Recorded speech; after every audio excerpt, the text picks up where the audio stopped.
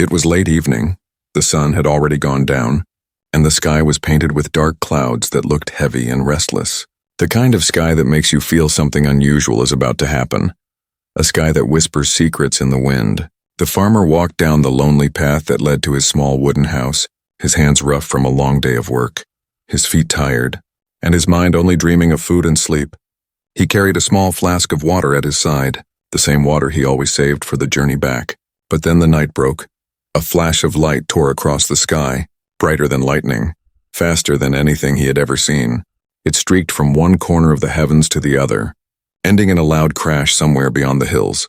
The ground shook under his feet as if a giant had stepped upon the earth. He froze, heart beating faster, his eyes wide.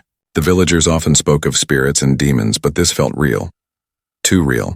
The echo of the crash still thundered in his chest.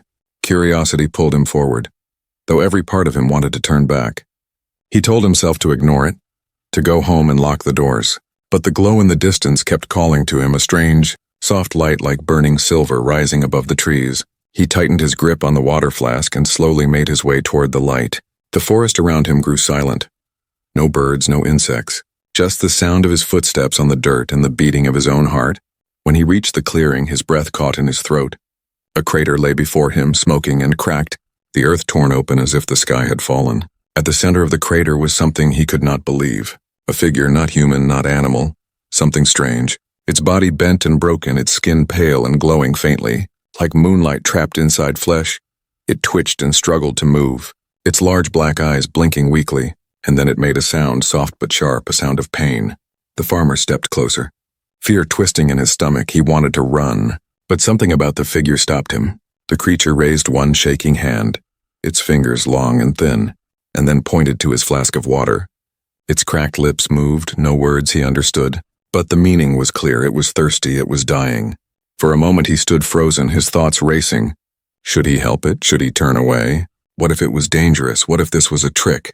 Yet as he looked into its eyes, he saw not danger but desperation, eyes that begged, eyes that carried the same hunger he had seen in dying animals, the same weakness he had seen in sick children. With trembling hands, he opened his flask and held it out. The alien tried to lift itself but fell back, too weak, so the farmer knelt down and carefully brought the water to its lips. At first a few drops spilled, then slowly the creature drank, its throat moving. Each sip seemed to give it strength. Its chest rose and fell with a steadier rhythm. Its glowing skin brightened slightly. It was alive as it drank. The farmer felt a strange warmth spread through him, not from the water but from the act itself. He was giving life to something unknown, something from beyond. When the last drop was gone, the alien touched his hand gently, its skin cool and soft, and whispered something in a language that felt heavy with meaning. Words he did not understand yet somehow felt in his bones. The moment lasted only seconds, then the creature's body shivered, and with a flash of light so bright he had to cover his eyes, the alien vanished. Not like running, not like fading, but simply gone, leaving only the cracked earth and the smell of smoke behind. The farmer staggered back, blinking, his hand still shaking, his flask empty, his mind screaming questions.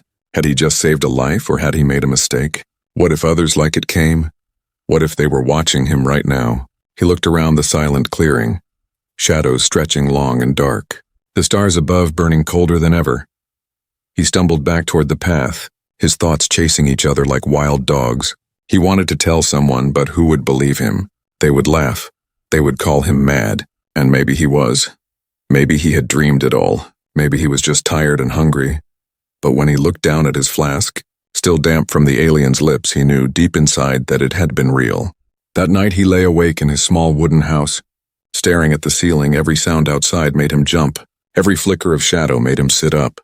He replayed the moment again and again. The crash, the crater, the eyes, the water. The words whispered like a secret meant only for him. Sleep finally came, heavy and broken, but even in his dreams he saw the alien, reaching out, whispering, thanking him, warning him. He did not know which, and when morning came, with sunlight spilling across the fields, he thought for a moment it was over. Just a strange memory, a story he would carry alone. But deep down he felt something had begun, something far bigger than him, something that would not let him rest. The water he had given was more than just kindness. It was a bond, a promise, and soon he would learn the true weight of that act. The morning sun rose slow and heavy, its light stretching across the fields like golden paint.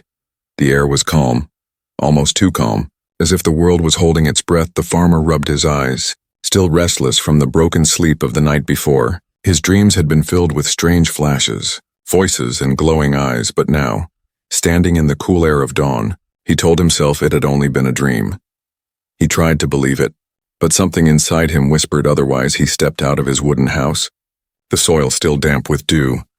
The sound of birds was there, yes, but softer, scattered as if even they were uneasy. Then he noticed the ground near his fence. His heart froze. Heavy footprints, deep and wide, pressed into the soft dirt, too large to be human, too perfect to belong to any cow or bull. The marks led from the forest straight to his yard, circling, as if something had studied his home during the night. He bent down, ran his rough fingers across the prints. The soil cracked at the edges. The weight of the creature must have been massive. His breath quickened. He looked around but saw nothing, only the distant mist rolling off the hills. He whispered to himself that maybe it was just an animal, maybe. But deep down he already knew.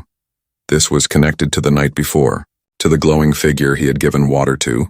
The villagers began to gather on the path nearby. Drawn by the strange marks, their voices hushed, children hiding behind their mothers, old men shaking their heads. Words like spirits, demons, and omens floated through the air. One man said he had seen golden eyes in the trees before dawn. Another swore he heard a roar in the distance, low and deep, too deep for any beast of the forest. The farmer tried to speak, to explain, but no words came. His tongue felt heavy, and the truth sounded too impossible to tell. Suddenly a sound rose from the forest, a sound that silenced every voice. A deep growl rolling like thunder, followed by a rhythmic pounding. The earth trembled underfoot. The villagers gasped, and then they appeared, emerging from the mist like shadows made real. Figures tall and armored, their skin glowing faintly like bronze under sunlight, and beneath them, the beasts, massive tigers with stripes that shimmered silver and black, their eyes burning with an unnatural fire. The farmer's breath caught in his chest. The villagers screamed and scattered, but the armored riders did not chase them. No, they came with purpose, their glowing banners held high, their weapons sharp and strange. They moved in a circle around his field until they stood before him, their tigers sitting tall, muscles rippling, claws digging into the dirt. One rider dismounted, his armor clinking softly, his face hidden beneath a mask carved with symbols. He bent one knee before the farmer, his voice deep, carrying both power and respect. "Water giver," he said in a language strange yet clear in the farmer's mind, as if the words translated themselves in the air. "We honor you." The farmer stumbled back, confused, afraid. But the rider lowered his weapon in peace. Then, from behind the group, another rider appeared, taller than the rest, carrying something or someone on the back of his beast. The figure was small, covered in shining cloth, a silver veil flowing over its form. The rider guided the tiger forward until the veiled figure stood right before the farmer. The farmer's pulse raced, the air around him heavy with tension. The villagers who had not fled watched from behind trees and fences, eyes wide. No one dared to breathe too loud. The rider dismounted and carefully helped the veiled figure down. The figure stood gracefully, its movements slow, almost too perfect, its head lowered. The veil hiding its face, the leader spoke again, his voice echoing like a drum. "Last night you gave life to one of our own. In our law, in our blood. This act cannot be repaid with words alone. So we bring you a gift, a bond, a destiny." The farmer shook his head, his voice finally breaking free. "I don't understand. I didn't ask for anything. I only gave water." But the leader only bowed deeper, as though the farmer's refusal meant nothing. The veiled figure lifted its head slowly. The cloth shifting, the crowd held their breath. Even the tigers grew still. The farmer felt his heart hammer as two glowing eyes, bright as starlight, shone from beneath the veil. The world seemed to shrink, his legs weak, his thoughts scattered. Those eyes locked onto his, not with anger, not with kindness, but with something deeper, something binding. The leader raised his hand, his voice firm, "Behold the bride." The word struck the farmer like thunder. He stumbled back, his hands shaking. "Bride?" The word echoed in his mind, impossible, unbelievable. The villagers gasped louder, some whispering blessings, others curses. The farmer's life had always been simple, small and quiet. Yet now before him stood armored warriors, beasts of nightmare and a bride from the stars. The silence stretched, broken only by the low growls of the giant tigers and the wind stirring the banners. The bride stepped closer, the silver cloth glimmering, her glowing eyes never leaving his, and though no words were spoken, he felt it deep inside. A pull stronger than fear, stronger than reason, as if fate itself had arrived at his door. And in that moment he understood only one thing. His life was no longer his own. Something had begun, something he could not turn away from, something that would take him far beyond the safety of his small wooden house, far beyond the fields he knew, into a destiny written in starlight and shadow.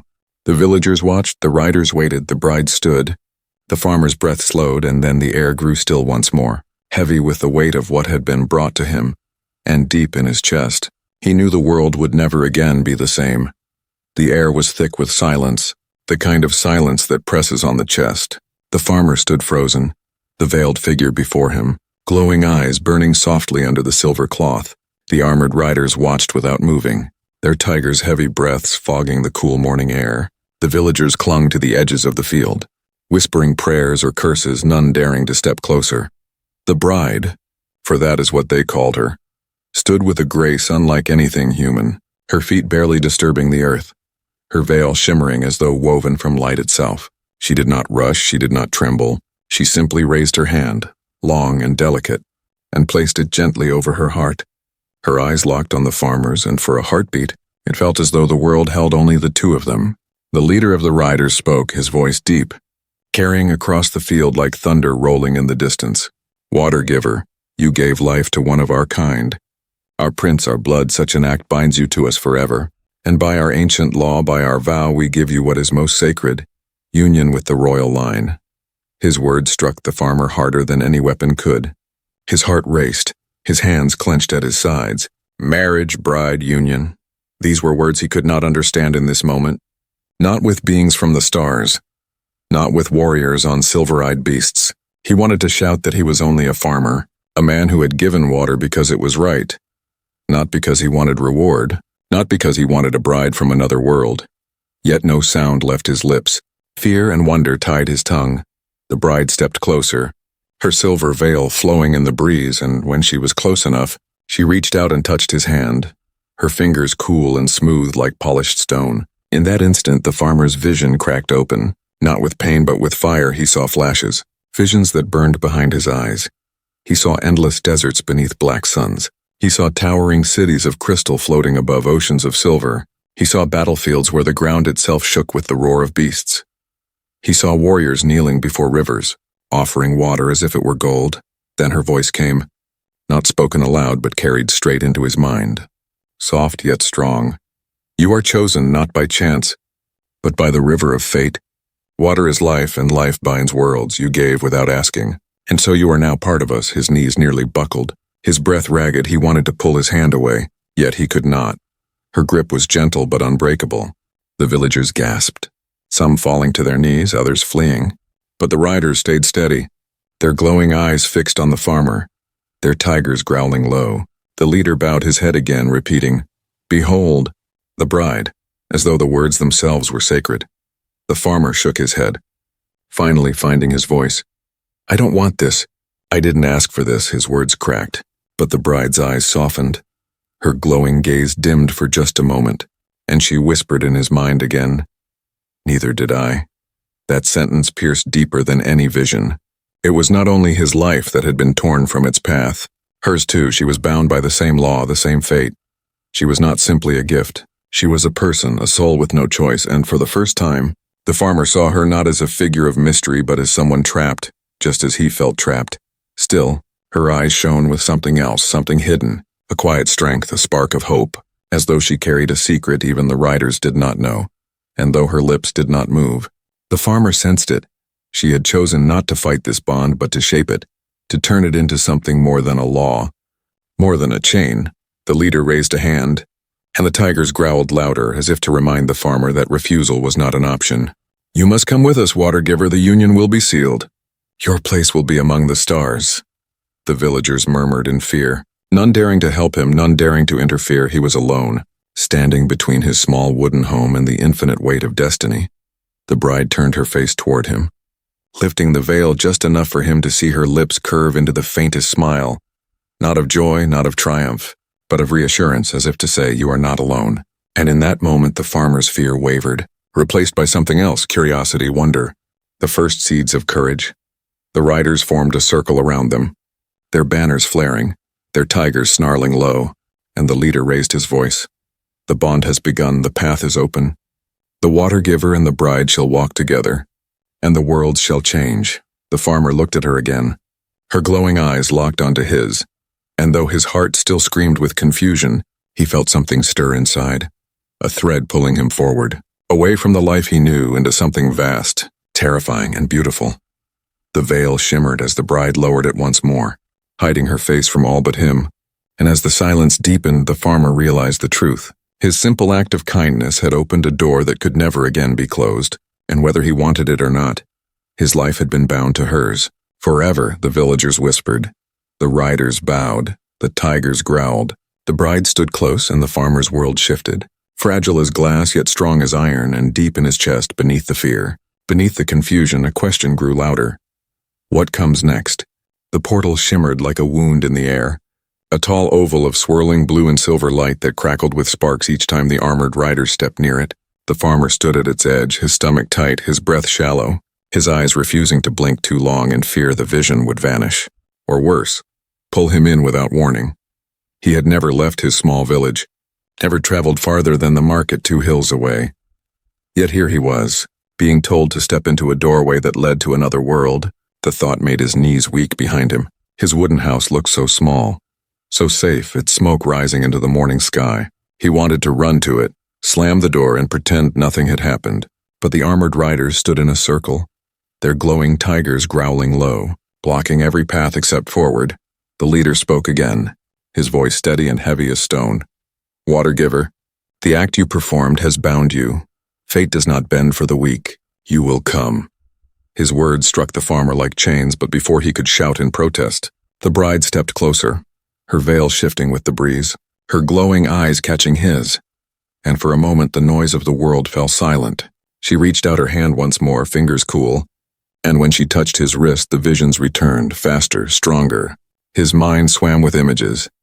Burning skies filled with dark ships, endless deserts soaked in blood, cities of crystal crumbling into ash, and in the heart of it all, a single river flowing clear, glowing bright, its waters guarded by soldiers who bowed their heads in prayer. Her voice slipped into his mind, soft but trembling. Our world bleeds, our people suffer, and war devours us.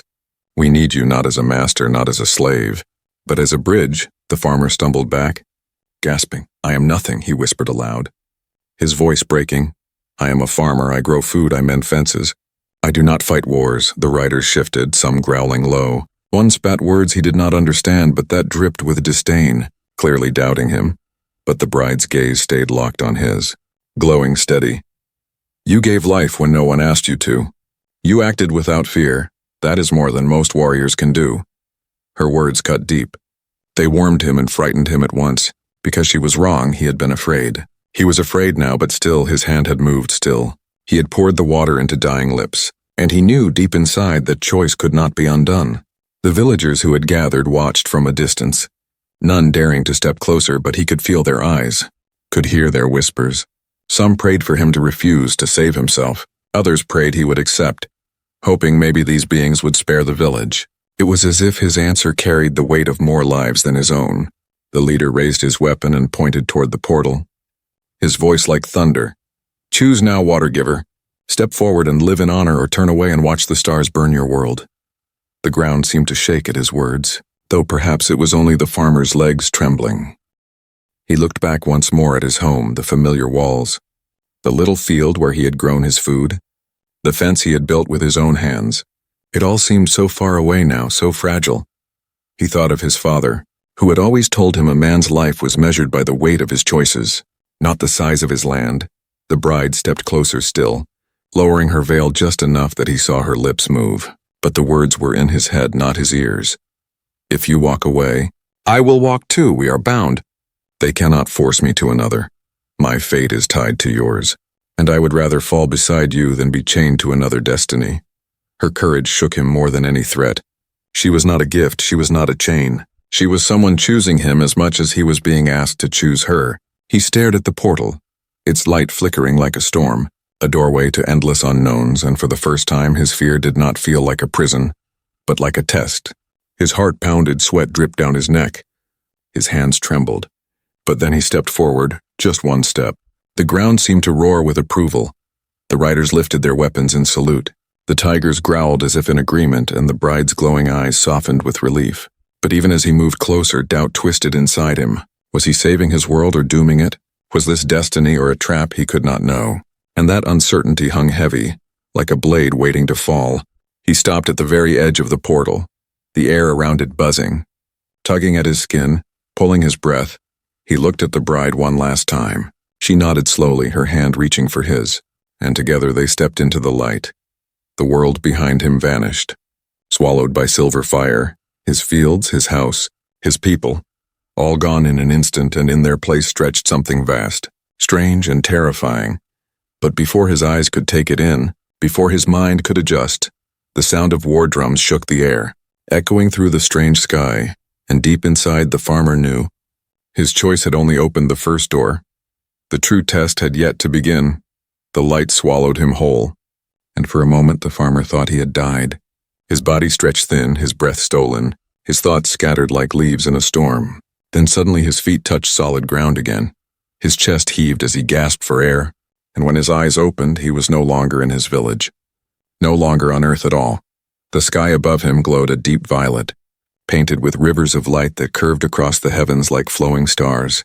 3 moons hung above, one silver, one red, one cracked in half like a broken plate. The air was sharp, clean, carrying a taste he had never known. Part sweet, part electric. He stumbled back, his mouth dry. Trying to take it in, the riders emerged behind him, their tigers growling low, their glowing stripes reflecting against the alien horizon.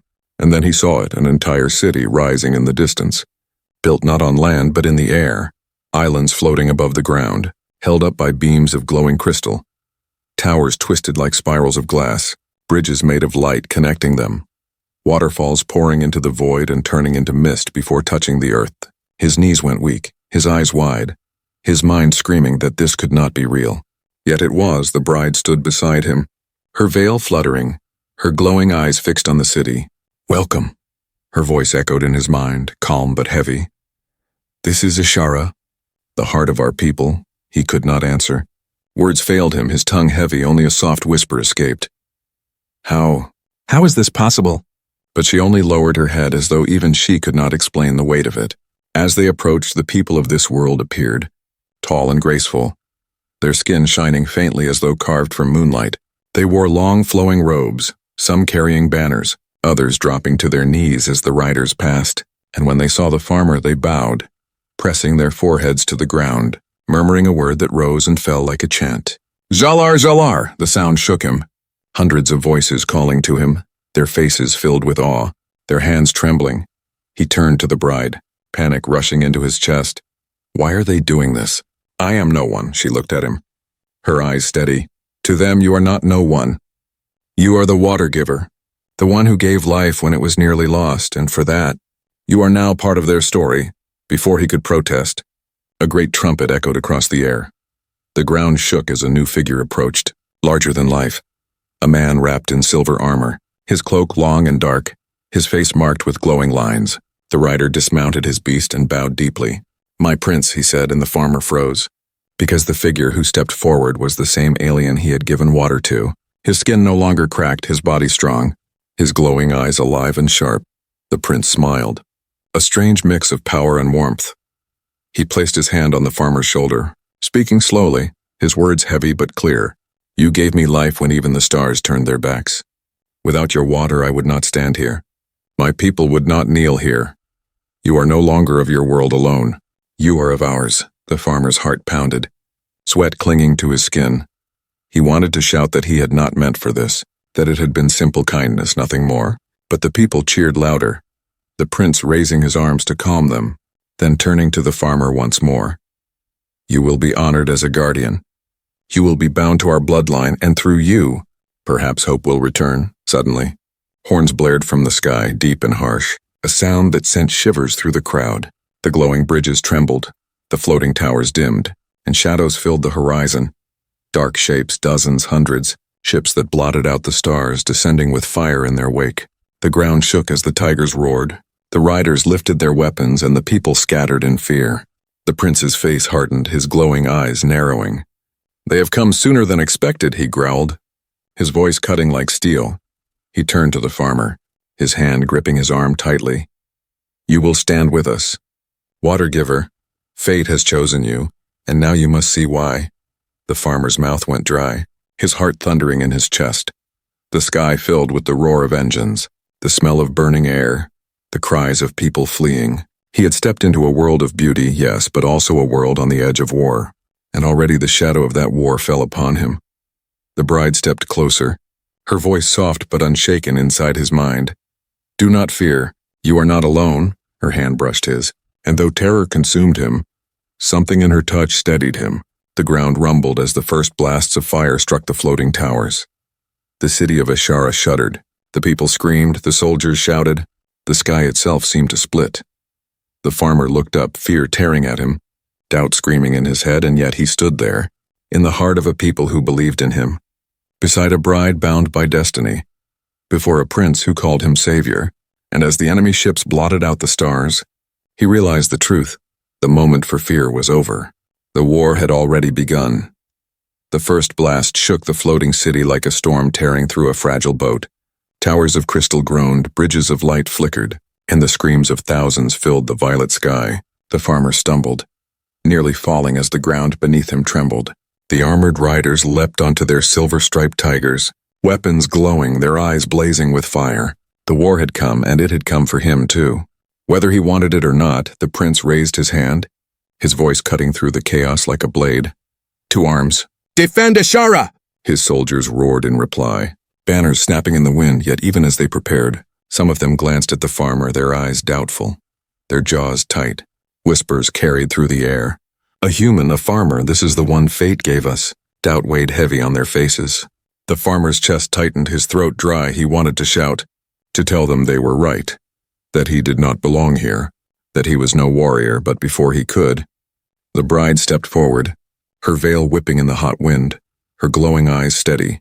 "Do not look at him as a stranger." Her voice echoed inside their minds, steady and unshaken. "Look at him as the hand that gave life when even the stars turned away. Destiny does not choose the strongest. It chooses the one willing to act when no one else will." Her words struck like lightning, silencing the whispers. Even the prince looked at her with something like respect. Then he turned and placed a crystal blade into the farmer's hands. The weapon pulsed with light, warm against his palms, almost alive. "This is not steel, it is a shard of our river. Bound now to you, it will answer your heart, not your skill." The farmer stared at it, the weight strange, the glow shifting like water inside the blade. Fear shook his arms. He wanted to drop it, to run, but then the sky tore open. Black ships descending, their cannons spitting fire, beams of red slicing through towers, explosions blooming across the city. The war had no patience for his doubts. It demanded him now.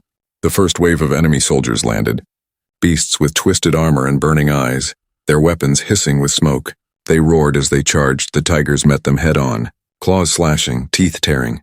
The armored riders clashed in bursts of light and fire, the air filled with the sound of steel, screams, and thunder. The farmer stood frozen, blade shaking in his hand, until he saw one of the enemy soldiers break through the line, rushing toward the bride, its weapon raised high. Her veil tore as she stumbled, her glowing eyes wide. Without thinking, his body moved, his fear drowned by something deeper. He raised the blade. The crystal flared, and as the enemy struck, the weapon in his hand cut through the air with a force he did not know he had. The blow struck true, the enemy fell, its armor splitting like glass. The farmer gasped, his chest heaving, his arms shaking, the blade still glowing.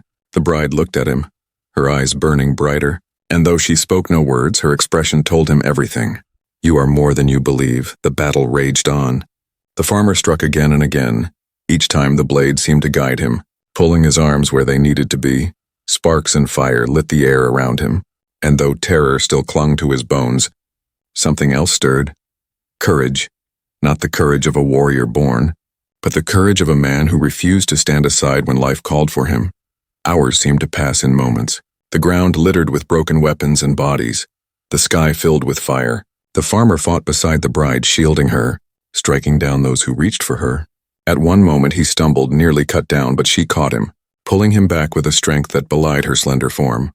Together they moved not as strangers, but as if bound by something stronger than law, stronger than fear. Finally a horn sounded long and sharp. The enemy forces pulled back, their ships rising, their growls echoing as they retreated into the dark sky. The battlefield fell silent except for the crackle of flames and the cries of the wounded.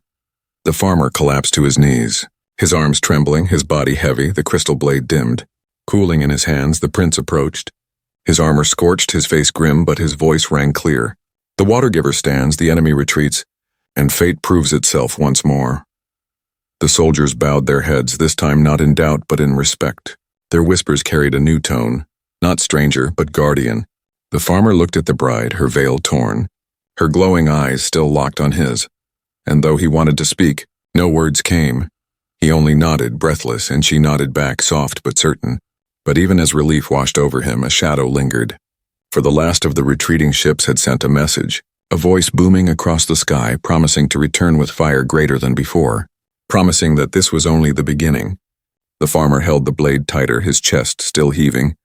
And in that moment he realized the truth. This battle had not been his test. It had only been his first step. The real storm was yet to come. Smoke still curled from the broken towers, drifting upward like black ribbons against the violet sky. The city of Ashara trembled but did not fall.